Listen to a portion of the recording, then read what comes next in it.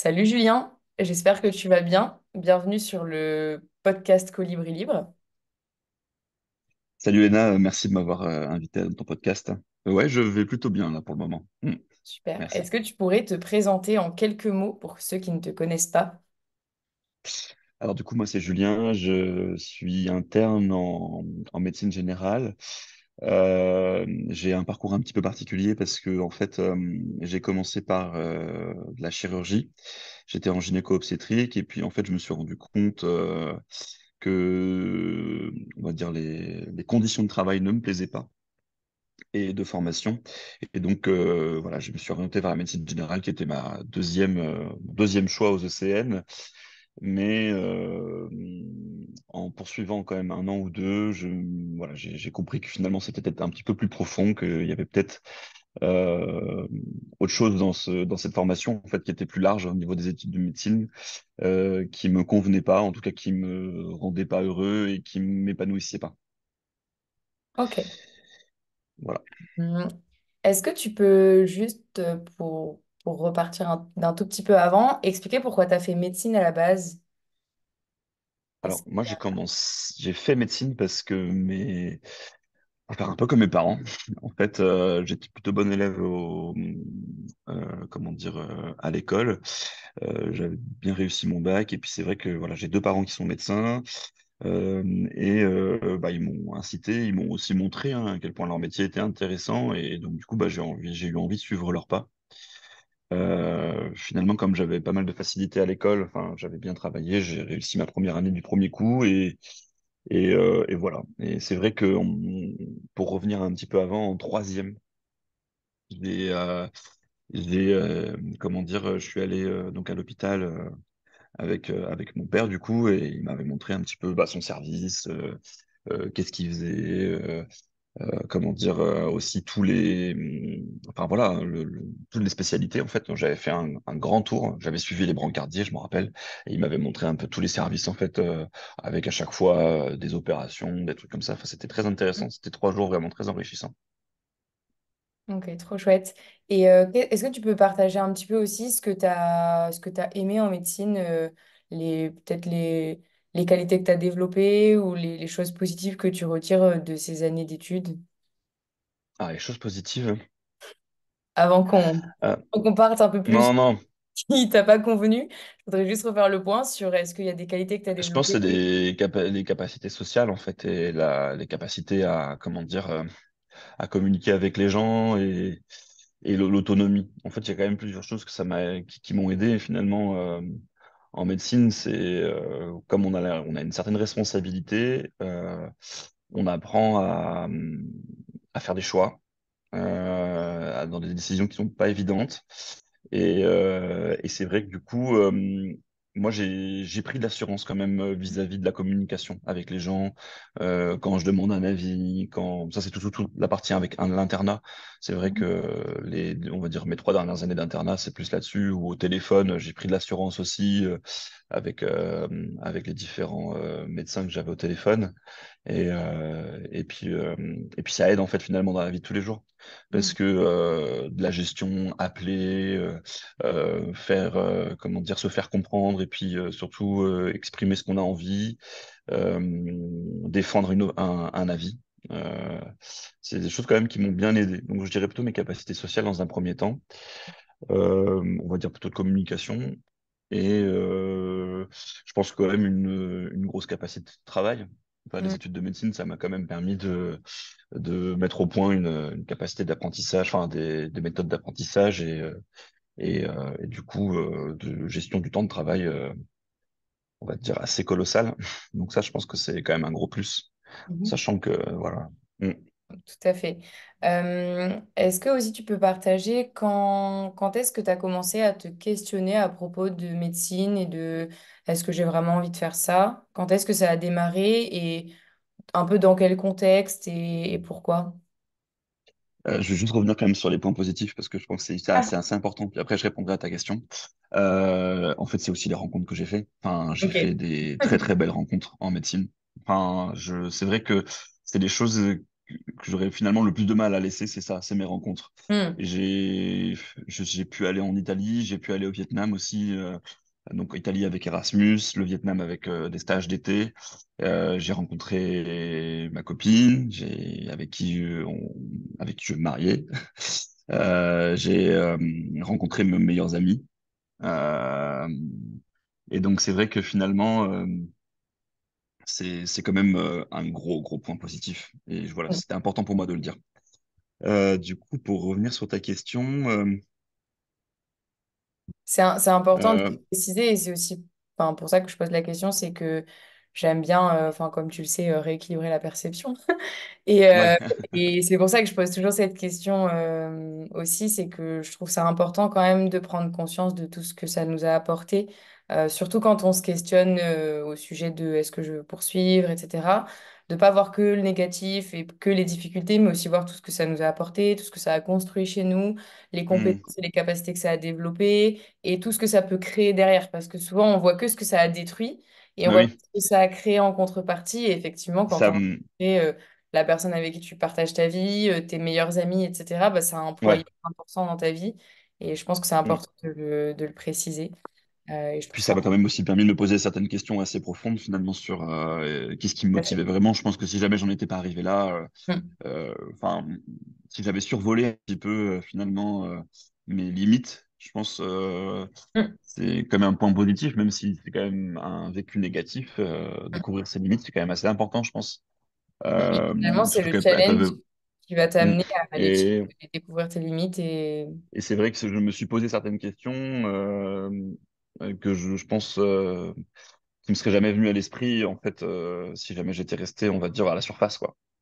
Et Mm, comme je suis allé puiser dans vraiment au plus profond de moi-même, c'est vrai que ça m'a quand même, les études de médecine m'ont quand même permis d'aller puiser enfin, des ressources déjà que d'une que je n'imaginais pas et surtout me poser des questions qui, je pense, me serviront toute ma vie après plus tard. Je vois, déjà, j'en connais un peu, déjà, je commence à voir un petit peu la couleur avec l'accompagnement que tu proposes, mais c'est vrai que c'est important aussi de le souligner. Donc finalement, si jamais je devais retenir des points positifs, je dirais mes compétences sociales, de communication. On a parlé aussi de ma capacité de travail, mes méthodes d'apprentissage. Mais c'est surtout, en fait, ce que je garderai, c'est les relations et puis une meilleure connaissance de moi-même. mm, complètement. Et du coup, si on revient sur la question que je posais, quand est-ce que tu as commencé à te questionner? Ça a été quoi les questionnements? C'était quoi les questions que tu te posais? Je Et pense que, excuse-moi, vas-y. vas-y, j'allais dire et pourquoi. Tu peux y aller. Ah, en fait, je pense que ça a commencé en quatrième année. Mm. Je me suis pas posé de questions en fait, c'est que je me suis rendu compte à quel point c'était très différent de ce que j'avais imaginé. En fait, la quatrième année, c'était là où j'étudiais, c'était le début de l'externat. En fait, Mhm. comme je suis parti en Erasmus en Italie, j'avais pas mis le pied à l'hôpital en tant que troisième année. Et en fait, en arrivant, je vais dans un service et je me rends compte à quel point en fait c'est hostile. Le milieu il est hostile parce que on n'a pas vraiment d'accueil. Je sens que les internes qui m'accompagnaient étaient déjà un peu à bout, stressés, tout ça.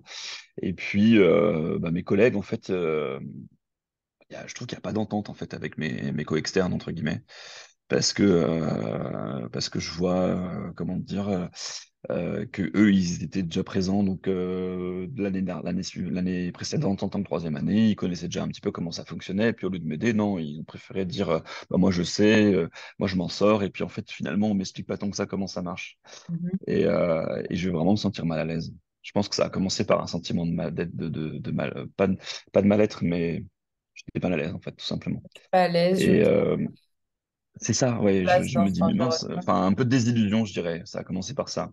Mhm. Après, je me pose pas trop de questions. Finalement, à ce moment-là, je pense que je suis un peu encore immature dans ma tête vis-à-vis de ça. Donc, je continue. Et puis, finalement, comme on fait, nous, du temps plein, on fait pas du mi-temps. C'est-à-dire qu'on a des stages toute la journée. Et puis, euh, et puis en fait, on, on a, comment dire, on a des semaines de révision complète sans stage, donc ça me permet en fait finalement ces semaines-là de me poser. Et donc c'est des semaines que je vais prendre complètement en fait pour couper complètement avec la médecine, et je vais tenir comme ça pendant bah, jusqu'à au lycéenne. Ok. Et je pense que le vrai questionnement, il a commencé quand j'étais interne de gynéco-obstétrique, où là, j'ai vraiment, en fait, je me suis vraiment vu être en mode automatique, quoi, avec les patients, développer un comportement hostile un peu Hmm. vis-à-vis de ceux que j'aimais, vis-à-vis de mes collègues, et puis après de mes patients, ça, mes patientes. Et ça, je pense que ça m'a vraiment fait un déclic parce que c'était pas moi. Mais j'avais Hmm. déjà en fait remarqué un certain déclin. Mais voilà, enfin, on n'y prête pas attention, c'est la fatigue, j'étais pas bien ce jour-là, Hmm. les astres n'étaient pas alignés, enfin je déconne, mais voilà quoi, enfin on se donne des excuses finalement, et puis c'est à un Hmm, moment bien sûr. donné, je me rends compte qu'en fait non, c'est moi qui vais pas bien. Hmm. Et, euh, et c'est vrai que voilà, j'ai pris beaucoup de poids pendant mes études de médecine. Et je pense que ça a commencé, du coup, je me suis vraiment rendu compte que j'allais pas bien quand j'ai commencé à vouloir perdre du poids. Parce que j'ai Hmm. vu qu'en fait, j'arrivais pas. Et qu'en Ok. fait, c'était plus profond que juste en fait, voilà, une prise de poids liée à, voilà, c'était juste parce que je pense que j'avais un mal-être, quoi. Et c'est à ce moment-là que je me suis posé toutes ces questions qui m'ont amené finalement à te rencontrer 2 ans Ok. plus tard. D'accord. Et quand tu commences à te dire je vais pas bien, du coup c'est il y a 2 ans pendant ton internat de gynéco, Mm. euh, c'est quoi ta réaction? Tu te dis comment tu te dis je vais sortir de cette situation? Est-ce que tu mets des choses en place? Est-ce que tu demandes de l'aide? Qu'est-ce que tu fais?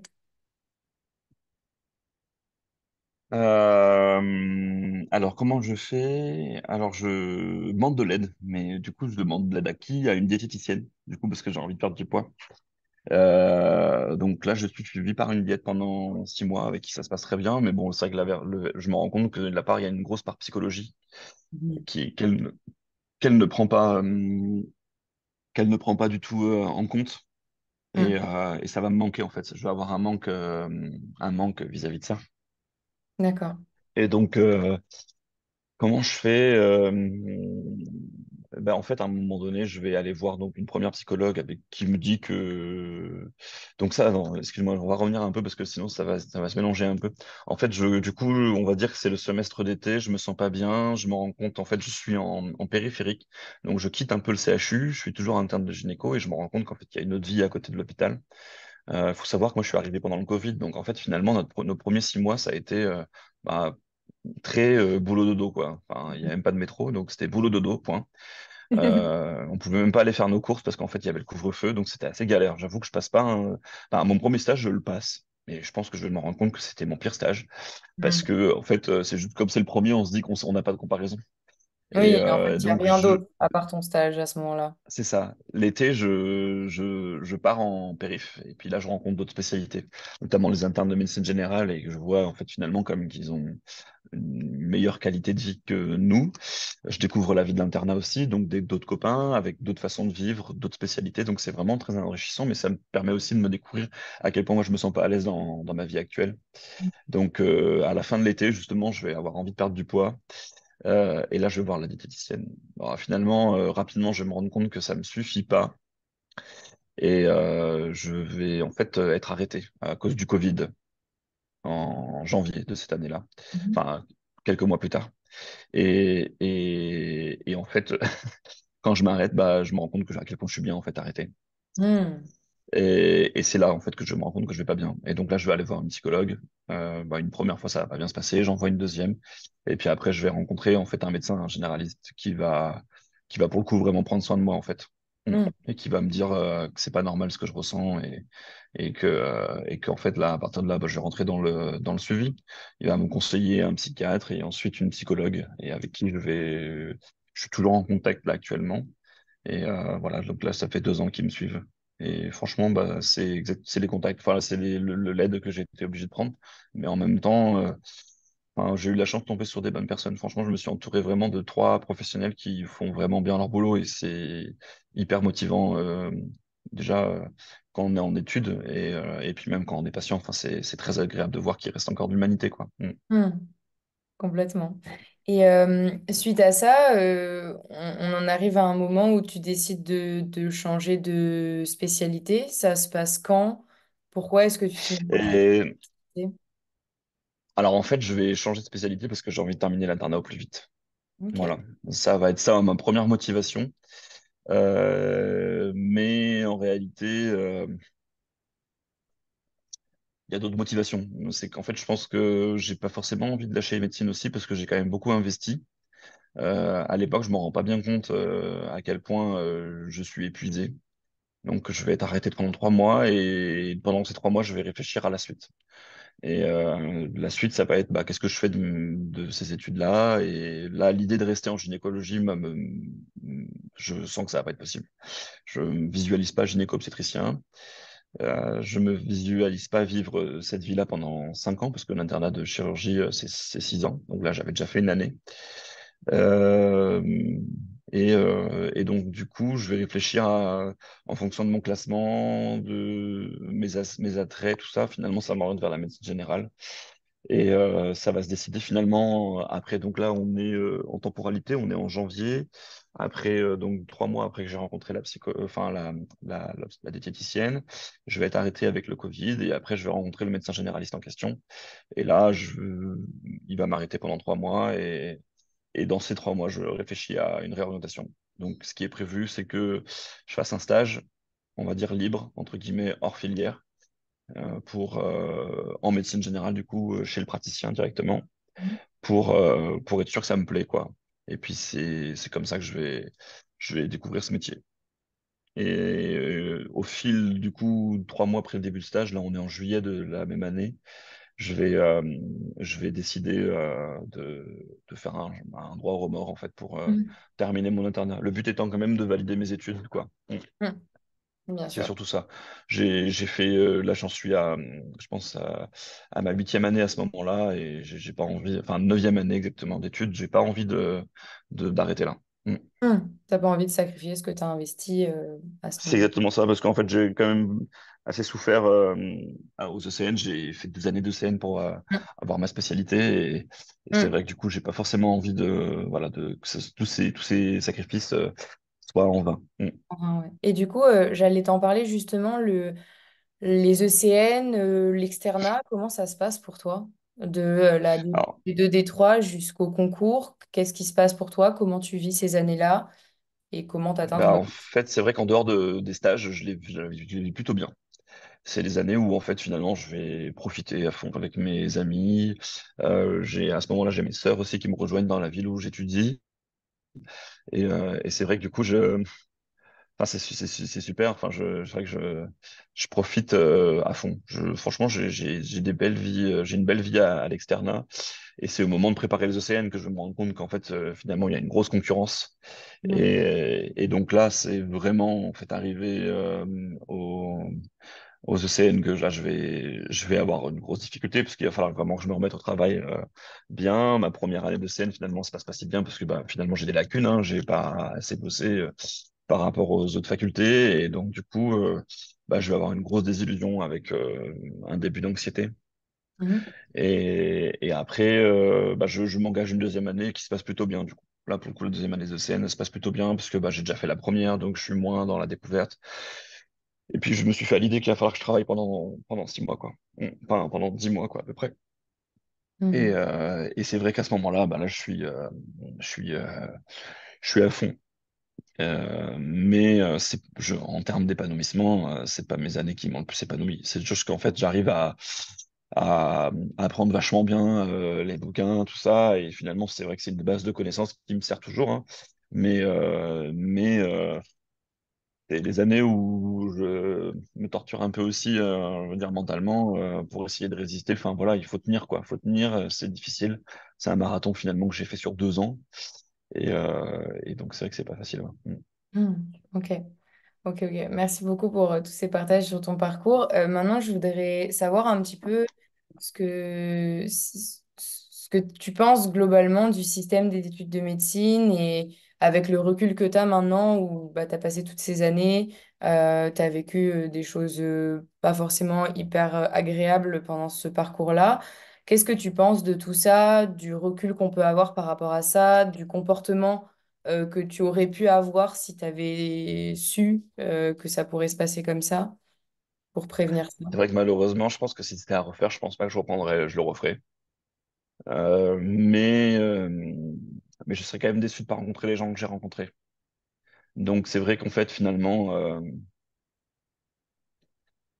je pense que c'est toujours dans les moments difficiles qu'on rencontre les meilleures personnes, dans les bons moments aussi, parce que mes amis, quand même, je les ai rencontrés dans des bons moments. Je pense qu'on rencontre ses amis en fait dans les bons moments et après ils restent dans les moments difficiles et c'est là que ça devient des super amis en fait. Tout à fait. Petit aparté, petit aparté. Merci pour Euh, le partage. mais, euh, mais ça c'est mon point de vue. Ensuite, je pense que euh, le comportement que j'aurais eu, je pense que si jamais on m'avait dit exactement ce qui m'attendait, je pense pas que je pense que j'aurais fui, hein. On m'avait dit que ce serait beaucoup de pression psychologique surtout. Ce que je Parce que voulais dire par là, c'est est-ce que tu pourrais nous partager un peu ton point de vue justement sur bah, les choses qui pour toi sont pas OK et sont pas idéales en médecine et que peut-être on pourrait changer, juste pour amener la conversation pour les personnes qui vont nous écouter, les aider à se questionner sur où se situe leur responsabilité, à quel point il y a quand même des choses qui sont dysfonctionnelles dans ces études et que c'est pas que euh, toi et comment t'étais toi, mais c'est aussi juste ben, un parcours qui est compliqué pour plein de raisons. Et c'est un peu sur ça que j'aurais aimé amener la discussion en fonction de ce que toi c'est vrai que moi, ce que je comprends pas, en fait, c'est que les études en soi, elles sont déjà difficiles. On a énormément de connaissances à encaisser, à emmagasiner. Les situations qu'on rencontre dans la vie de tous les jours au travail, elles sont quand même extrêmement difficiles. Enfin, nous, on est au contact quand même de la fin de vie, de situations quand même de précarité, de très grande précarité, d'une certaine forme de misère, en fait, parfois quand même. Mm, On est aussi au contact de la mort très, très fréquemment. mm, Et, euh, et en fait, je veux dire, je trouve que le comportement entre collègues, entre internes, entre externes, entre médecins, le rapport aussi, on va dire, de hiérarchie entre mm, les formateurs, on va dire, accompagnateurs, maître de stage vis-à-vis des stagiaires, donc c'est-à-dire les internes, les externes, bah, il est extrêmement violent en fait parfois. Et je trouve que c'est une violence qui peut être parfois physique, verbale ou psychologique, mm, mais, mais en fait, je trouve qu'on rajoute à déjà ce bagage difficile en soi en fait, c'est-à-dire que on traite avec la vie des gens et surtout nous on traite avec prévenir la mort en fait, je trouve quand même. Et donc, il y a tout ça, en fait, qui s'est déjà compliqué. Et on rajoute cette part, je pense, complètement évitable de. Je pense que c'est une forme de compétition où, en fait, j'ai l'impression qu'il faut éliminer son opposant, en fait. mm, Sauf qu'en fait, on crée un opposant qui n'existe pas en réalité. Et je pense que ça vient de ça. Je suis presque, enfin, je sais pas trop d'où ça vient, cette histoire. On va pas rentrer dans les détails, mais je trouve qu'il y a il y a comment dire, une qualité de, comment on appelle ça, des conditions de travail qui sont extrêmement mm, difficiles, mais qui le sont encore plus à cause du comportement, en fait, des collègues entre eux. mm, Notamment, moi, j'ai à l'idée, par exemple, quand tu arrives dans le service des urgences, déjà, personne te dit bonjour. mm, Quand tu es externe, personne te regarde même, en fait, personne te regarde. Donc, en mm, fait, on fait comme si tu n'existais pas. Et à un moment donné, on va t'interpeller pour dire d'aller faire un truc. Et on t'explique pas, en fait, alors que la moindre des choses, ce serait déjà de dire bonjour, déjà de t'inviter à la réunion d'équipe du matin, faire une réunion, en fait, ne serait-ce que pour accueillir les nouveaux arrivants du soir, j'en sais rien, moi, voilà. Dire bonjour à tout le monde, l'expliquer comment ça se passe, mais expliquer comment les devoirs, mais aussi les droits, c'est-à-dire des trucs tout bêtes, hein. Mais moi, c'est vrai qu'on m'avait jamais expliqué en stage qu'on avait le droit d'aller manger, qu'on avait le droit d'aller aux toilettes, ou même ne serait-ce que faire des pauses, alors qu'en mm. fait, c'est essentiel. Enfin, je comprends Il y a pas un pourquoi on n'en droit fait pas. fondamental qui est dans la loi, qui est dans le Code du travail Mais oui, et qui a été mis dans et le Code que du travail pour des raisons précises et oui, spécifiques. Donc, en fait, un parce être qu'on humain le a respectait pas besoin de avant, je ça. pense. Parce qu'on le respectait Complètement. pas avant, et que du coup, Tout à là, fait. finalement, il y a encore cet endroit Mm. qui résiste encore et encore à C'est l'envahisseur, ça. entre guillemets, C'est en le médecine, où village en de fait, finalement, Gaulois. c'est ça. Et en Exactement. fait, il y a une idée, je trouve, Mm. qui se crée Mm. voilà, le médecin, il doit encaisser. En fait, C'est il ça. encaisse, il encaisse, il encaisse et il subit. Alors qu'en fait, finalement, à aucun moment, on est obligé de subir, en fait, nos Ah conditions non? de travail. Je Non, veux non. dire que, parce que pour être allé justement dans les stages où justement les maîtres de stage sont allés à l'encontre de ça, on subit pas du tout et ça devient même presque un plaisir d'aller au boulot. Et en fait, je comprends pas aujourd'hui pourquoi c'est pas un plaisir d'être médecin. Ouais, je Voilà. suis entièrement d'accord.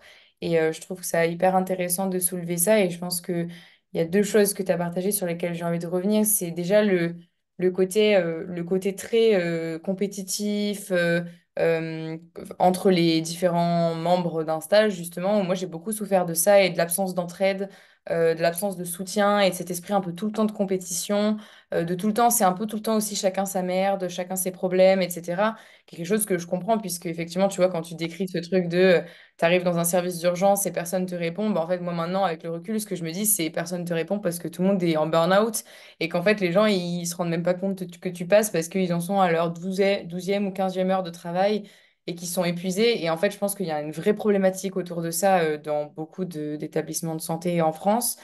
Et il y a cette part-là qui, pour moi, a été très compliquée à comprendre parce que, ben, justement, moi, j'avais envie d'arriver au travail, que tout le monde soit de bonne humeur, qu'il y ait une énergie positive et agréable, justement, parce qu'en fait, on endure déjà des choses difficiles, on travaille déjà sur quelque chose de très sérieux et très, très concret, etc., qui sont déjà des choses qui sont pas évidentes. On est exposé à la mort, à la maladie et à des choses qui, bah, à 25 ans, sont pas forcément le truc le plus agréable. Donc c'est vrai que ce contexte-là, associé à ce manque d'humanité dans les rapports en fait entre les différents membres d'une équipe, je trouve sont très compliqués à vivre.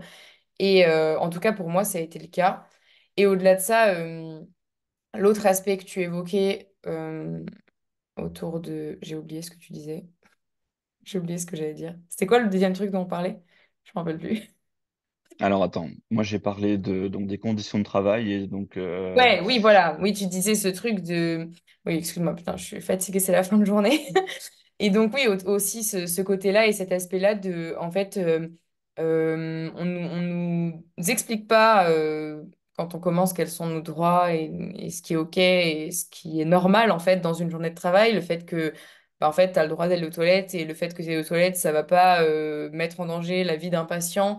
Et le fait que tu ailles manger à 13 heures ou que tu ailles manger à 17 heures ton repas de midi, ça va pas mettre en danger la vie d'un patient et que en fait, ça va plus mettre en danger la vie d'un patient si, avec répétition, tu décales tes repas, tu réponds pas à tes besoins et tu prends pas soin de toi, et donc tu vas te retrouver dans un état dans lequel tu seras plus capable de prendre soin de tes patients, comme tu le décrivais très bien, le moment où tu commences à être un peu hostile avec tout le monde, à plus avoir d'empathie, etc. Et je pense que c'est vraiment pour des raisons diverses de dysfonctionnement dans l'hôpital qu'on en arrive à là aussi. Et aussi ce fameux mythe de ça a toujours été comme ça, si t'endures tout ça, ça fera de toi un bon médecin. Si genre t'es pas capable de faire ta garde et de pas manger, te priver de manger, te priver de pause, etc. Ben, ça veut dire que t'as pas les épaules pour être médecin, alors qu'en fait, ben, je pense qu'il n'y a pas besoin de ça pour être un bon médecin. Au contraire, non non non. pense Et je vais te dire un truc. finalement, ouais, Non, en vas-y. fait, je voulais rajouter un truc, je voulais rebondir sur ce que tu disais, parce qu'en fait, je suis en train de réaliser, là, quand tu parles de ça, j'ai l'impression que, tu sais, quand nous, on a cette capacité, l'être humain, à transmettre Mm, à nos générations futures. Et en fait, c'est comme ça que ça a dégringolé, je pense, les conditions de ouais, travail. Parce qu'en fait, effectivement, quand on écoute, moi, quand j'écoutais mes parents, c'est pas comme ça que ça s'est passé. Ils avaient des conditions difficiles, mais euh, mais il y avait une certaine forme de reconnaissance quand même. mm, Et ils m'ont dit, parce que du coup, on en a, ça, voilà, autre point positif finalement. Bon, ça, il faudra le remettre au début, mais c'était qu'en fait, finalement, j'ai ouvert une certaine discussion avec mes parents, avec mes proches et avec certaines personnes que je pense que je n'aurais jamais fait si jamais j'avais pas vécu tout ça, tous ces problèmes, en fait, tous ces questionnements vis-à-vis de est-ce que je continue médecine ou pas, voilà. Et finalement, du coup, j'ai réussi à discuter avec mes parents de savoir pourquoi ils avaient commencé médecine aussi. Et donc, eux, c'était aussi pour une forme d'émancipation. Ils venaient tous deux d'une famille, de familles modestes. Et donc, du coup, c'est vrai que bah, à l'époque, les études, c'est ce qui permettait finalement de grimper des classes sociales, en fait. mm, Et eux, je pense, en partie pour ça qu'ils ont fait. Et ensuite, après, ils ont découvert donc du coup les trucs. Donc c'est vrai qu'il y avait toujours cette mésentente, voire même des fois des comportements pires, parce qu'il y avait une espèce de aussi de oligarchie du mm, chef de service à l'époque qu'on a mm, quand même beaucoup moins maintenant, mm, euh, avec une espèce de tyrannie des maîtres de stage des fois sur les internes, tout ça. Là maintenant c'est quand même beaucoup moins le cas, mais vis-à-vis des conditions de travail, c'était un peu différent quand même, parce qu'en fait déjà ils voyaient moins de monde. En mm, fait, il y avait plus de médecins déjà dans les villes. Il y avait déjà beaucoup plus de médecins généralistes. Donc, en fait, là, il y avait moins de passages aux urgences. Et donc, du coup, bah, il y avait quand même moins au niveau de la quantité de travail, il y en avait moins. Après, au niveau de la qualité, je pense que c'est un peu équivalent. Et moi, je pense qu'en fait, finalement, quand on réfléchit, comment tu te dis, je pense que ça s'est dégradé au fil du temps. En fait, on est capable de se transmettre des choses bien, donc on peut se transmettre l'un à l'autre, on peut apprendre à son enfant, aux gens qu'on croise ou voilà, aux générations futures à apprécier la nature, mais on peut essayer de les apprendre à la détruire. Et ben, c'est pareil, je pense, pour la médecine. J'ai Mm, l'impression qu'en fait, finalement, comme les conditions sont dégradées petit à petit, eh bien, on a mm, transmis ça aux générations futures aussi en disant, bah, c'est comme ça, c'est comme ça. Alors que c'était pas comme ça, parce que quand j'en discute avec mes parents, jamais ils m'ont dit que c'était comme ça quand ils y mm, ont fait. Et en gros, bah, du coup, c'est là que je me suis rendu compte que c'était pas comme ça avant, en fait. En mm. réalité, c'était comme ça juste au-dessus de moi, un peu moins pire peut-être, ou un peu différent. Et donc, du coup, bah, on se l'est transmis. Et à chaque fois, en fait, la personne s'est transmise d'année à d'année. Donc, finalement, c'est vrai que finalement, si tu regardes la marche du dessus, juste la personne au-dessus de toi, oui, c'était comme ça avant. Mais en fait, si tu regardes genre deux, trois générations plus loin, c'était pas comme ça du tout. Donc, en fait, c'est pas vrai. En fait, c'est pas comme ça, c'est pas un fait. Je pense Non, que c'est et puis en simplement. plus, il n'y a rien qui empêche plus le progrès que de dire c'est comme ça, c'était comme ça avant et il n'y a pas de raison que ça Oui, change oui. et c'était très bien comme Non, ça. non. Et de quand même continuer à râler en disant que l'hôpital fonctionne pas, en fait. Enfin, je pense qu'il y a Surtout une, que c'est pas du tout. Ouais. ouais, il y a une vraie part de Oui. responsabilité à prendre aussi sur ça et arrêter de raconter oui, oui, Mm. non, mais en fait, c'est à cause de Non. l'administration, c'est à cause de ci, c'est à Mm. cause de ça. Non, c'est aussi il y a une énorme part de responsabilité de la part des médecins, des jeunes médecins, des internes et de Et toutes les personnes. Ah, je crois que ça a bugué. Je crois que ça a bugué. c'est bon. C'est Non, bon, Elena, c'est bon, revenu. c'est reparti. Il y a aussi toute une grosse part de responsabilité de la part des médecins, des internes, etc., et des jeunes étudiants, d'apprendre à dire non, à poser les limites, à expliquer que c'est pas OK. Et moi, je sais que, enfin, il y a beaucoup de contextes dans lesquels moi, j'étais pas d'accord et j'avais envie d'exprimer mon désaccord, et j'avais tout le temps l'impression d'être la casse-couille, la relou, celle qui justement a la flemme, celle qui veut pas travailler, etc. Alors qu'en fait, enfin, toute ma vie, j'ai voulu travailler. Quand j'étais au collège, au lycée, j'ai toujours été première de ma classe, j'ai toujours bossé, j'adore travailler. J'ai toujours été une bosseuse et en fait, je suis pas là pour glander. C'est juste qu'en fait, à un moment donné, pour moi, quand tu me fais faire quelque chose qui a pas de sens, qui est pas cohérent, qui est pas logique ou qui me permet pas d'apprendre, qui me permet pas de grandir, qui me permet pas de progresser, si c'est pas dans mes valeurs ce que tu me demandes, bah en fait, j'ai pas envie de le faire et je sens que ça va me détruire et donc je préfère pas le faire. Et sauf qu'en fait, quand j'ai exposé mon point de vue, j'ai eu plusieurs fois l'impression de déranger, en fait.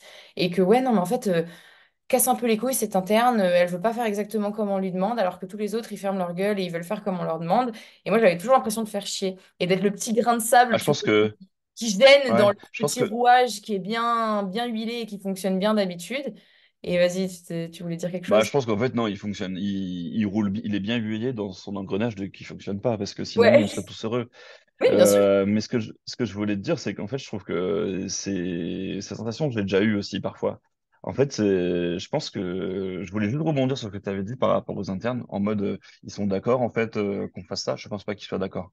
Ouais. Vraiment, en fait, depuis que j'ai réalisé que j'allais pas bien, je me suis rendu compte à quel point énormément de gens allaient pas bien. Mais c'est juste qu'ils Mm. le disent pas. Il y en a qui n'ont pas Ouais. la force de le dire, ou ils veulent pas se le dire. Parce que je trouve qu'à partir du moment où on se le dit, bah, Mm. et tu rentres dans un statut. Et c'est vrai que moi, il y a beaucoup de fois, je me suis rendu compte à quel point je devenais le vilain petit canard Mm. et que c'est pas du tout agréable d'être comme ça, en fait, Non, hein. Vraiment, clairement. il y a beaucoup de honte et de culpabilité au fait de faire ça. Moi, je Hum, suis culpabilisée aussi parce que bah, dès que tu commences à verbaliser, à être arrêté, etc., bah, en fait, tu es celui qui refile tes heures aux autres. Et donc, en fait, ça hum. devient problématique.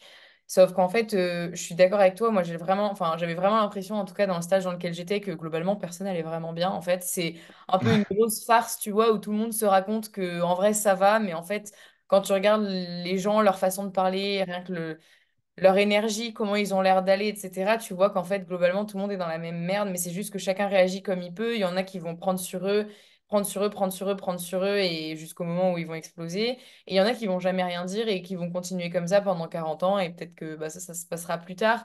Je pense que c'est chacun son rythme aussi en termes de capacité à supporter ce genre de choses. Mais en fait, je pense que, voilà, effectivement, t'en as plein qui disent rien et en fait qui vont pas bien, qui expriment le fait d'aller mal d'une autre manière aussi. Parce que moi, je voyais beaucoup de mes co-internes qui faisaient beaucoup de soirées, qui buvaient beaucoup, qui fumaient, qui faisaient d'autres choses en fait pour évacuer leur ressenti et ce qu'ils vivaient. Moi, justement, ben, je sors pas trop, je bois pas trop, je fume pas et du coup, j'avais pas d'échappatoire par rapport à ça. Et en fait, je voyais ces comportements-là et je me disais, en fait, c'est juste, on a trouvé une façon différente de tolérer un quotidien qui ne nous convient pas. Mais c'est juste que leur façon à eux de le tolérer, elle est banalisée, normalisée comme un comportement normal. Boire, sortir, faire la fête, fumer des joints, c'est comme genre en mode ils s'amusent. Et par contre, moi, ma façon à moi de, bah, je pose un arrêt de travail, je fais du sport, je fais de la méditation et je me repose, c'est genre, elle est perchée, elle est dans son délire, elle est bizarre, etc. Et en fait, c'est juste une question de contexte, une question de point de vue et une question de quel comportement tu vas avoir. Mais au final, si tu regardes, on a tous des comportements de compensation pour aller essayer de nourrir et de remplir ce qui n'est pas rempli par ailleurs dans notre vie. Et justement, tu parlais tout à l'heure de prise de poids, bah, il y a une part de ça aussi quand tu manges. Enfin, moi, je sais que pendant mon internat, toutes mes gardes et tout, je mangeais n'importe quoi parce qu'en fait, tu as besoin, quand tu as passé une journée qui t'a pas rempli et où tu as été plein de frustration, de compenser en mangeant des trucs, en mangeant une bonne petite pizza, un bon petit plat, etc. Et tout ça aussi, en fait, c'est des symptômes. C'est juste des symptômes de, actuellement, dans ma vie, ce que je traverse et ce que je vis dans mes journées, ça me remplit tellement pas que j'ai besoin de me remplir d'une autre manière. Ouais, ça c'est hyper intéressant ce que tu dis, hein. Mm. Et c'est vrai que je suis, je pense, sur la même longueur d'onde, le nombre de fois que je me suis rendu compte à quel point je faisais des choses pour un peu oublier. Alors c'est vrai que moi non plus, j'avais pas trop d'échappatoire, bon, hormis les soirées avec, voilà, mais c'est vrai que moi j'ai un comportement, on va dire, vis-à-vis de l'alcool où voilà, j'évite, moi j'aime pas avoir des blackouts, tout ça, donc c'est vrai que je me rendais pas malade. Mais en Mm. fait, là où moi, ce qui m'a fait tilt aussi, c'est de me rendre compte à quel point j'avais l'impression des fois d'être en moins bonne santé que les patients que je soignais. Ça m'est arrivé plusieurs fois. Et ça, franchement, ça fait un choc. Mm. Ça fait un choc quand tu te rends compte que tu es jeune. Donc j'avais 27, 28. Et en fait, le patient en face de moi, il en a 35, mais il a une meilleure qualité de vie. Enfin, il finit Mm. à 17 heures. Il fait du surf, il fait du machin, il est en vacances, voilà, il profite, il travaille 3 jours par semaine, il gagne bien sa vie, il a une maison. Et moi, je suis une belle famille, tout ça. Et c'est vrai que moi, voilà, j'ai des problèmes. Je suis suivi par un psychologue, un psychiatre. Mm. Je fais plus de 100 kilos. Enfin, tu te dis, mais waouh, qu'est-ce que j'ai fait, quoi? Et c'est vrai qu'il y a ce moment-là où j'ai réalisé petit à petit à quel point je me sentais vraiment pas bien dans ma peau, quoi. Et ça m'a fait un sacré choc aussi, hein.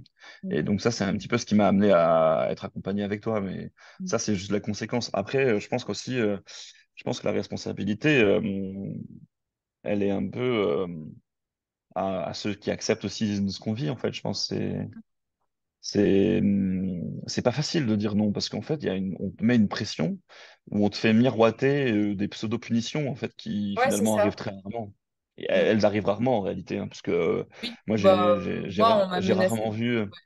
j'ai rarement vu des gens invalidés Bah, moi, on m'a quand j'avais menacé été. d'invalider mon stage, on m'a expliqué qu'on allait me Hmm, l'invalider, etc. Au final, mon stage, il a été validé. On ne me l'a même pas dit directement. Genre, j'ai envoyé un message, on m'a dit non, non, mais c'est pas à nous de te le dire, nous, on va pas te le dire. Demande, genre, au responsable de l'administration, je sais pas quoi, si ton stage est validé. Donc, j'ai dû attendre 2 semaines de plus avant de savoir si mon stage avait été validé. Tout ça, pourquoi? Pour me mettre la pression, pour que je regrette de m'être mal comportée comme un chien, tu sais, qui a pas été bien éduqué et on va lui mettre un petit coup de collier électrique pour qu'il comprenne que la prochaine fois qu'il va faire ça, il va être puni. Et sauf qu'en fait, ces punitions, elles ont aucun sens. Et en vrai, tu as raison que souvent, ça aboie fort, mais derrière, il se passe rien. Et derrière, en fait, on va te dire oui, oui, on te menace tout le temps de tu vas être invalidé, tu vas être mal Non, vu. en fait, on te menace même pas en fait en réalité. On Moi, si, te en laisse fait. croire qu'on va le faire. Ah, toi, Ouais, ils t'ont oui, menacé ouais. réellement. On te laisse Non, moi comprendre c'est que potentiellement, ça peut arriver, quoi. Ouais, je suis d'accord. ouais, mais moi je trouve que C'est c'est plus moi j'ai insidieux envie de qu'une dire. menace directe, je suis assez d'accord. Mais je trouve qu'en fait, des fois, de reclarifier les choses, genre par exemple, tu es en train de sincèrement de me menacer, enfin, Ouais. ça m'est jamais arrivé, c'est une situation que j'ai hypothétique, parce que c'est quand même dans notre groupe d'échange avec ce que tu fais, Elena, on a quand même Mm. arrivé à des fois où on voyait des externes qui ils savaient pas s'ils avaient le droit d'aller aux toilettes, tout ça. Moi, j'ai dit, mais attends, enfin, moi, j'ai hâte de voir la situation où la personne elle Mm. te dit, bah écoute, là, je pense que je vais reporter au cadre de santé que t'es allé aux toilettes, quoi. Enfin, je sais pas si on va devoir te payer ta garde. Enfin, non, mais tu sais, Oui. c'est jamais arrivé, mais t'imagines, c'est quoi la Mm. menace? Globalement, elle est où la Ouais, mais menace là-dedans? c'est ça, en fait, ça repose aussi sur des menaces qui sont complètement absurdes et qui, en vrai, si tu les déconstruis, tu te rends compte que ça n'a aucun sens et que c'est pas, enfin, qu'il n'y a Elles rien. aboutiraient pas en réalité. Et déjà, en général, c'est simplement ce que je regrette, c'est que simplement qu'on ne mette pas à l'aise les gens en arrivant. Parce qu'en fait, je Oui, pense que c'est les gens ça. n'en sont pas arrivés. En fait, les gens sont pas arrivés. Je pense que nos supérieurs, en tout cas mes maîtres de stage, malheureusement, ils ont vécu ce que je vis, peut-être pire, peut-être moins, je sais pas. Enfin, je pense qu'il n'y a pas de level à ce niveau-là.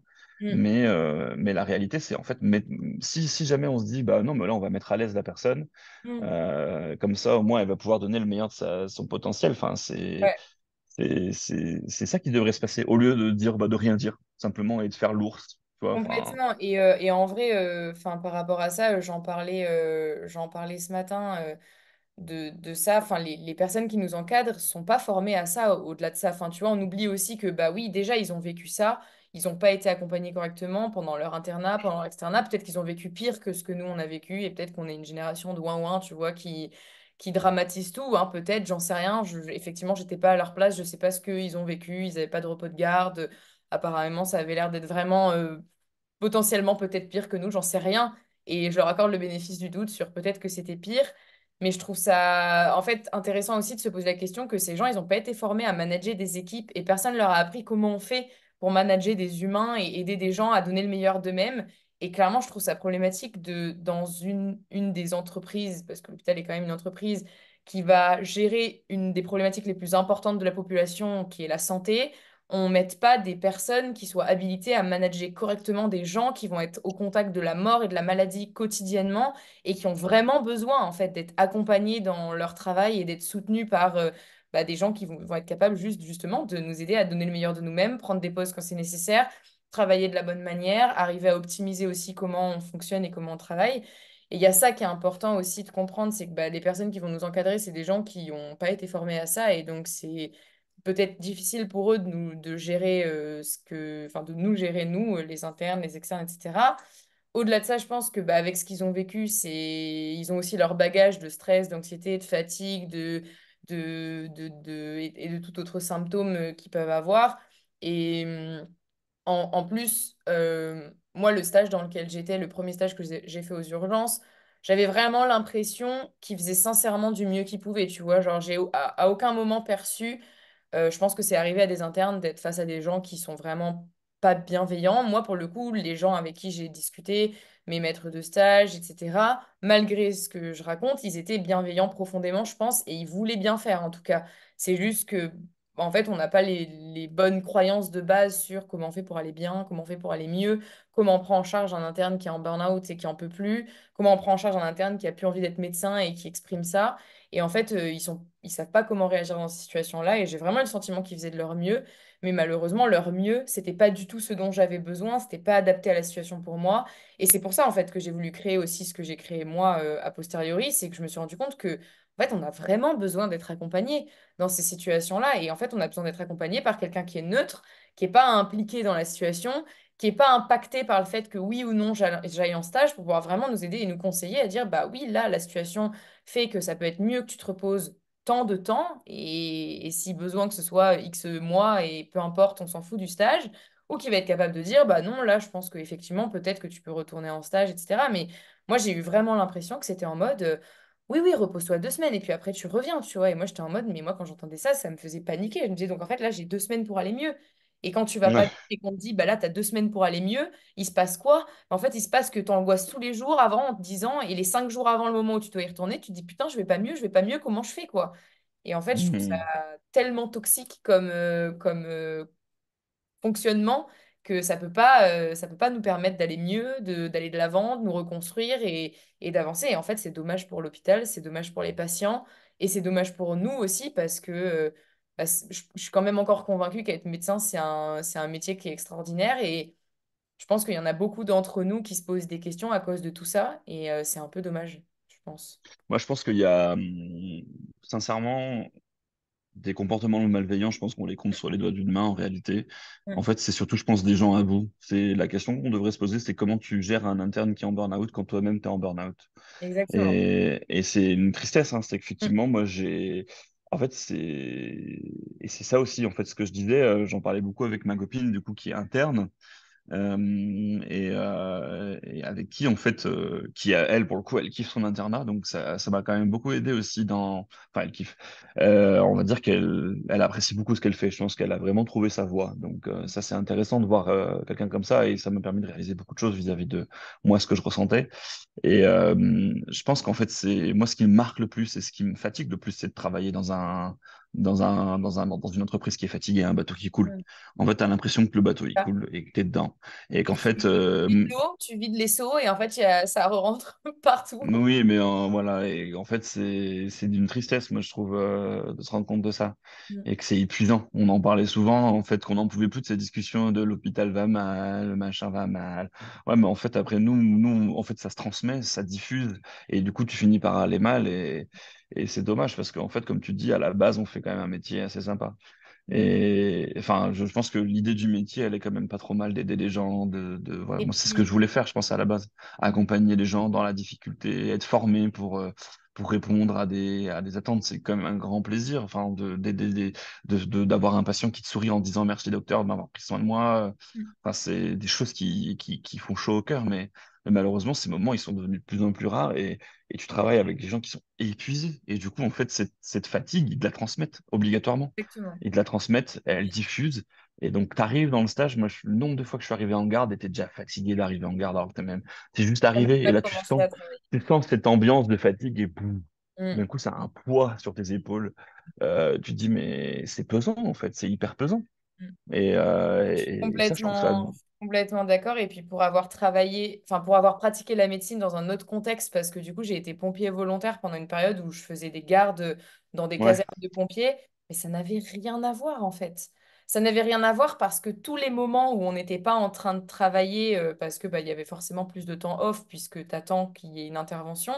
En fait, il y avait plein de moments de connexion où on parlait d'autres choses, on discutait de d'autres thématiques. Il y avait une vraie ambiance de soutien et de camaraderie un petit peu qui, moi, m'a beaucoup aidé à me dire, mais en fait, sous cette forme-là, je crois que j'aime soigner des gens et c'est ce qui m'a fait tenir un peu pendant une longue période d'ailleurs, de me dire, ben, sous cette forme-là, j'aime ça et je pense que le métier de médecin, l'hôpital, etc., et je pense que peut-être c'est le cas dans d'autres cadres, peut-être en privé ou je ne sais pas, parce que moi, j'ai jamais travaillé en privé, mais peut-être dans un autre contexte où ça se passe mieux et ça va mieux et où il y a plus de moyens, c'est plus agréable et moi, c'est vraiment ce que je pense, c'est que il y a probablement une façon d'exercer la médecine qui est hyper cool et hyper inspirante et où clairement tu fais un métier qui est ouf et c'est génial. C'est juste que, bah, Bah, comme tu le dis très bien, naviguer dans un bateau qui est en train de couler avec tous les marins qui sont au bout de leur vie et en PLS, c'est un peu compliqué.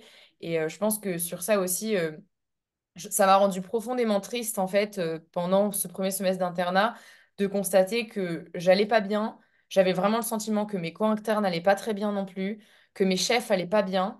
Et quand j'en parlais avec les gens, j'avais vraiment l'impression qu'il y avait cette espèce de... Tu sais, les gens veulent quand même te convaincre que ouais, mais reste quand même, tu vois. Et j'avais vraiment cette impression de l'asile de fou, tu vois, où tout le monde est en mode non, mais c'est horrible, mais en vrai, reste quand même parce que bah j'ai pas d'argument, mais c'est le plus beau métier du monde. Et moi, j'étais en mode mais attendez, genre, je comprends pas, t'es en train de m'expliquer que ça va pas bien toi dans ta vie, que toi aussi c'est difficile pour toi, et je comprends pas cette espèce de truc où tout le monde veut te convaincre qu'il faut rester, mais en même temps, j'ai l'impression que tout le monde va mal. Et c'est je pense une, c'est C'est ouais, une énorme ambivalence, une énorme ambivalence. Je suis tout à fait d'accord avec exactement. toi. Cette ambivalence de j'ai douillé, donc tu vas douiller, et en Mm, même temps reste parce que ça vaut le coup. Mais tu as envie mm. de dire, attends, à quel moment? Moi, on m'a dit ouvertement quand j'étais interne de gynécologie, ah non, mais il va falloir apprendre à travailler avec la fatigue. Ouais. Ah, mais il va falloir apprendre comment dire, à être fatigué tout le temps. C'est comme ça. Il faudra que tu donnes le meilleur de toi-même sans avoir dormi. Mm, J'ai envie de dire, mais à quel moment on dit ça à quelqu'un? Et en fait, j'avais juste envie de leur rappeler, mais en fait, vous savez que la privation de sommeil, c'est une torture qui est utilisée par l'armée quand même. mm, Enfin, mm. c'est, Oui, c'est... on va pas partir là-dessus parce que je peux durer une heure sur le sujet de je comprends pas pourquoi les gardes de 24 heures, tu vois, mais en vrai, Mais tu te dis, mais ce contexte-là est quand même complètement incohérent et insensé. Et tu vois, moi, enfin, j'ai une amie à moi qui est interne d'urgence et qui aime bien les gardes de 24 heures et j'en ai vraiment discuté avec elle parce que j'avais besoin de comprendre pourquoi, parce que moi, clairement, j'aimais pas les gardes de 24 heures. Enfin, je ne comprends pas le concept des gardes de 24 heures et je comprends pas qu'on soigne des gens et on sauve des vies humaines. On prend en charge des vies humaines en n'ayant pas dormi depuis 18 heures alors que Tu regardes genre un pilote de ligne, les gens qui conduisent les avions, ils n'ont pas le droit de travailler plus de 11 heures d'affilée. C'est illégal, genre c'est interdit, tu vois. Je crois qu'ils n'ont pas le droit de travailler plus de 11 heures par 48 heures, un truc comme ça. Parce que tu te dis, bah forcément, ils ont des vies humaines entre les mains, s'il y a un crash aérien, Mais, c'est dangereux. Et là, tu te dis, ok, mais par contre, un chirurgien, il n'y a pas de problème pour faire une garde de 24 heures. Et puis même, on t'explique qu'avant, ils n'avaient pas de repos de garde et que derrière, ils assuraient la journée de service. C'était en mode, ok, et donc ça, c'est cohérent et c'est logique. Et il faut pas poser de questions, il faut trouver ça super. Et moi, ça, je n'ai jamais compris pourquoi, en fait. Pourquoi... Ça fait penser ça me fait penser au film Lego où le truc c'est Everything is awesome, tu vois. T'as l'impression que c'est un peu ça, t'es une espèce de truc, c'est super. Il faut dire ça comme Ouais, ça. tout est J'adore ce que je fais, génial. c'est J'ai pas super. vu ce film. Mais Mais non, non, mais c'est exactement ça. Bon, je vois après, c'est l'idée. complètement différent, mais en gros, le truc, c'est, en gros, il dit tout est génial, quoi. Ouais. Et en fait, c'est tout le monde répète ça à longueur de journée, donc finalement, tout est génial, quoi. Mais j'ai envie de dire, Mm, ouais, moi, travailler avec la fatigue, je suis pas sûr d'avoir vraiment envie. Finalement, avec l'externat, on n'avait pas été vraiment habitué mm, parce qu'en fait, finalement, quand je suis fatigué, je suis pas meilleur moi-même du tout et je le sens bien. Je mm. sens bien que je suis incapable de prendre des décisions. Et en fait, Complètement, et je prends des décisions. on en parlait l'autre jour au coaching de groupe là, de cette semaine, en fait justement, et t'as le droit en fait de pas avoir envie, tu vois, genre moi je m'en suis beaucoup voulu et j'ai beaucoup culpabilisé de pas avoir envie Mhm. d'être à l'hôpital le week-end, de pas avoir envie d'être à l'hôpital la nuit, et je me rappelle, je disais à mon copain, mais en fait moi la nuit j'ai envie d'être dans mon lit avec toi à la maison, j'ai pas envie d'aller à l'hôpital, genre j'ai pas envie, et j'avais honte de ça, mais en fait on a le droit de pas avoir envie. On a le droit de pas Mais avoir ouais, de faire de garde, mais apparemment, ça devient... Enfin, c'est lunaire de se dire, là, je crois que justement, maintenant, les gardes vont être obligatoires pour les médecins généralistes. Et il y a un espèce de truc de, ouais, non, en fait, tu as choisi d'être médecin, donc tu dois faire des gardes, etc. Bah ok, bah dans ce cas-là, moi je crois que j'ai pas envie d'être médecin. Si j'ai pas le droit de décider ce que je fais de mes journées, j'ai l'impression enfin qu'on est dans une dictature et en fait moi j'ai pas envie. Je trouve qu'on est dans un pays dans lequel on a un nombre immense de libertés et je trouve ça génial. C'est pas pour que en fait on m'explique que comme j'ai décidé de faire un métier où je suis médecin et je prends soin des gens, bah du coup je dois servir à la nation et faire mes gardes et pas ouvrir ma gueule. Et si je suis pas contente, bah, j'avais qu'à pas faire ce métier et j'aurais dû faire autre chose, tu vois. Et moi, les gens qui ouais, disent ça, j'ai c'est. envie de leur dire, bah, allez-y, il y a plein de places.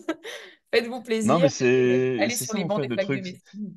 Mais oui, oui, c'est ça en fait. Je pense qu'il y a une désillusion vis-à-vis de la population et c'est ça aussi que je trouve difficile, c'est qu'en fait on a Mm, l'impression qu'on est resté sur la vision de la médecine d'il y a 50 ans quoi. En fait, mm, mais ça a changé hein. Maintenant, en général, il y a très peu de médecins.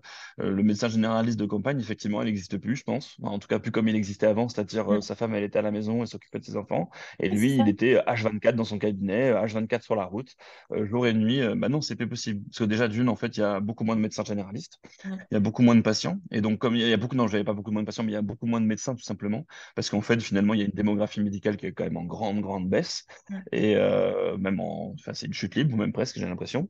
Et que ça s'est vraiment dégradé avec le temps. Ça, j'ai pu en discuter avec des médecins qui bossent actuellement. Que ça date. Les signes d'alerte les signaux d'alerte sont envoyés depuis très longtemps, mais bon, voilà, la mm, démographie, il faut 10 ans pour former un médecin généraliste, donc voilà, maintenant, ça prend du temps, il en faut plus, il en faut 12 voire même 15 pour former un médecin spécialiste. Donc, bah voilà, on attend. Mais ce que je veux dire, c'est qu'en fait, du coup, d'un côté, il y a moins de médecins, mais la charge de travail a augmenté, la charge mm. administrative a augmenté. On oublie de parler Exactement. de la charge judiciaire, la charge Mm, juridique, avec ça a vachement augmenté. Les médecins sont de plus en plus obligés de se couvrir, d'avoir recours à un juriste, à un avocat, parce que maintenant, bah, il est quand même coutume de défendre ses droits, ce qui est tout à fait normal moi, pour moi, mais ça veut dire que c'est une part quand même du temps. Et la journée fait toujours 24 heures.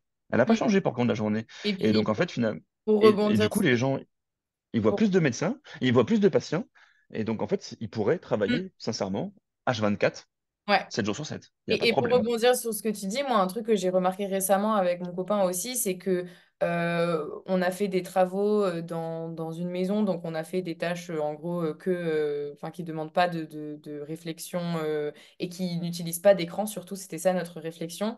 Et je pense qu'il y a une énorme part de charge mentale et de fatigue qui vient aussi de l'utilisation quotidienne des écrans. Et je sais que je pense que bah, à l'époque, les médecins généralistes, ils n'utilisaient pas d'écran, ils passaient du temps dans leur voiture aussi, donc ça leur faisait des pauses, mine de rien, par rapport à nous. Le fait d'enchaîner les patients dans le cabinet avec, bah, tu passes aussi du temps à noter tout dans un ordinateur, faire des comptes rendus, envoyer des mails, appeler au téléphone, je sais pas combien de milliers de spécialistes pour obtenir un rendez-vous, envoyer, je sais pas quoi. Et en fait, toute cette charge de travail administrative et la charge mentale générée par le fait de passer du temps sur un écran. Et pour le coup, moi, je trouve que je l'ai ressenti beaucoup à l'hôpital, je l'ai moins ressenti en cabinet. Mais à l'hôpital, moi, la charge de travail, la charge mentale de être sur un ordi toute la journée, parce que mine de rien, on passe, j'ai l'impression, moi, je passe moins de temps avec les patients que de temps devant mon ordinateur. Ouais, Ça a non, été non, non, c'est ça. énorme. Moi, j'ai l'impression que c'est 5 minutes avec un patient Ouais, et donc, en fait, 15 sans minutes parler de la dans charge un ordinateur. administrative derrière. Ouais, et moi, ça a été Et une tu... énorme frustration de voir ça Bah déjà, de me oui, rendre compte que mon métier, bah, finalement, ça se résumait à beaucoup, beaucoup de temps sur l'ordinateur et très peu de temps, en fait, avec mes patients et à parler avec des gens. Et au final, même aujourd'hui, où je fais un métier où je suis beaucoup devant mon ordinateur, mais en fait, je passe tellement plus de temps à parler à des gens avec mon ordinateur que je me sens beaucoup moins frustrée qu'avant. Et au-delà de ça, on s'est rendu compte qu'en fait, une journée de travail, même si elle avait été très longue, physique et fatigante physiquement, bah, en fait, à la fin de la journée, on se sentait beaucoup moins usé et épuisé qu'après une journée passée à travailler devant un ordinateur 12 heures aux urgences avec toutes les stimulations, les bruits, le fait qu'on travaille tous dans des salles où ah on est oui. 10 000 dans la même pièce, t'as pas d'endroit pour t'isoler, on prend pas en compte le fait que bah, y a des gens qui travaillent pas comme ça. Moi, je sais que quand je suis chez moi, bah, je travaille dans une pièce avec aucun bruit. Pendant toutes mes études de médecine, j'ai travaillé avec des boules qui et j'étais hyper bien dans cet environnement-là. Tu me mets dans un environnement où on est 8 dans la même pièce, toutes les 5 minutes, il y a quelqu'un qui rentre pour poser Mais une tu sais, question. ça me fait Enfin, rebondir que j'ai vu des patients, moi, faire des crises d'angoisse vis-à-vis de l'ambiance qu'il y avait aux urgences. c'est J'ai des c'est patients qui sont angoissant. arrivés aux urgences, ils ont dit mais c'est infernal, il y a C'est du bruit horrible. partout, tout le monde court partout, tout le monde Mm, crie, et j'ai vu des patients mais faire des crises d'angoisse et être incontrôlables, hein. Moi je me rappelle une dame qui était venue pour un problème, donc elle avait un vrai problème, hein.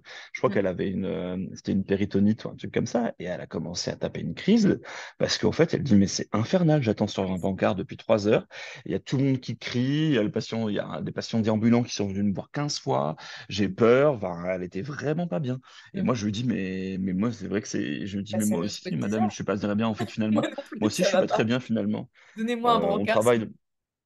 Non, mais et déjà, d'une, moi, j'ai envie de dire ça, mais après, on pourrait en revenir. Mais déjà, même si t'as rien quand tu viens sur un brancard, au bout de 3 heures, t'as quelque chose, hein. Ouais, Moi, c'est tu ça, mets 3 heures sur un exactement. brancard, enfin, j'ai au moins Je mal au pense que dos, tu hein. mets une personne qui va très bien, tu la mets 12 heures sur un brancard aux urgences, elle ressort, elle est pas bien, hein. Non, non, elle est, au moins psychologiquement, elle est attaquée, ouais. Mm. Effectivement, Non, mais c'est là, pour je ça que pense tu vois que. toute cette surstimulation aussi qui vient bah, du fait de l'utilisation des écrans, aussi du défaut Mm, d'organisation, parce qu'il faut dire que les logiciels à l'hôpital, c'est quand même pas la folie non plus. Et au-delà de ça, la surstimulation, le bruit, les mm, multiples demandes de tout le monde, parce qu'aussi, enfin, c'est un environnement dans lequel tu as les patients qui te demandent des trucs, tes chefs qui te demandent des trucs, tu communiques avec l'équipe soignante, les infirmiers et les aides-soignants aussi, tu oublies 12 000 trucs qu'on te demande. Moi, j'avais en permanence l'impression de faire n'importe quoi, en fait. Et donc, du coup, tu as à la fois, tu oublies 12 000 trucs que tout le monde te demande, t'es pas sûr de ce que tu es en train de faire, tu es tout le temps devant un ordinateur, tu as la souffrance des patients à gérer, la souffrance des familles, il faut appeler pour demander des places partout, etc. Et en fait, toute cette surstimulation fait qu'en fait, une journée de travail, pour moi, ressentie par rapport à maintenant, ça me donne autant de fatigue que là, quand je passe une semaine de travail, ça me donne à peu près le même niveau de fatigue que quand je faisais une journée aux urgences avant, quoi. C'est juste trop. C'est juste trop pour mon cerveau, trop pour mon corps, et c'était trop pour moi, en fait. mm, mm, mm. Je te rejoins là-dessus. Je pense que moi, je pense que sur le papier, les études de médecine, elles sont effectivement très attrayantes. Mm. C'est quand même un métier qui permet quand même de bien gagner sa vie. Enfin, Mm. gagner, on va dire, gagner sa vie. C'est un concept aussi que j'essaie machin, mais Ouais.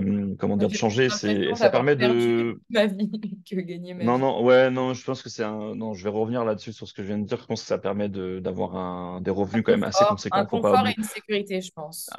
Ouais, une certaine confort parce que finalement, moi, depuis que je suis en train de songer à changer de voie, à me réorienter, parce que c'est quand même l'objet de notre accompagnement, enfin, ton accompagnement avec moi, en tout cas, et ben, c'est vrai que je me suis rendu compte à quel point quand même les avantages de ça, c'est qu'on n'a pas besoin de chercher notre travail. On sait qu'on en aura et c'est quand même une grosse sécurité dans le monde du travail. Et puis surtout, les revenus quand même sont assez conséquents. Mais à Mm. quel prix? à quel prix? Parce Bah, qu'en c'est fait, ça. finalement, je trouve que sur le terrain, c'est pas du tout enviable. Les conditions de travail sont pas du tout enviables et moi, c'est ce qui m'a détruit, je pense.